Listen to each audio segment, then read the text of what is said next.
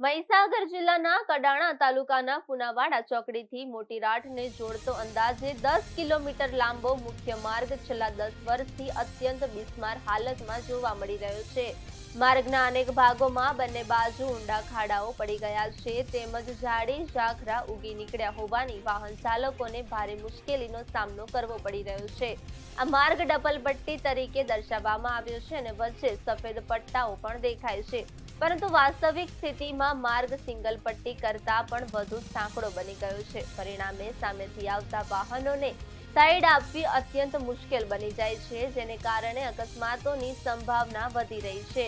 આ માર્ગ પર અવારનવાર નાના મોટા અકસ્માતો થતા હોવાની માહિતી મળી રહી છે। આ માર્ગ પરથી લુણાવાડાથી મોટી રાઠ, સંતરામપુરથી મોટી રાઠ તેમજ સંતરામપુરથી મોરબી જેવી મહત્વની બસ સેવાઓ દોડે છે, પરંતુ સમયસર યોગ્ય મરામત ન થવાને કારણે મુસાફરો તેમજ વાહન ચાલકોને આર્થિક, માનસિક, શારીરિક અને સમય સંબંધિત અનેક મુશ્કેલીઓનું સહન કરવી પડી રહી છે।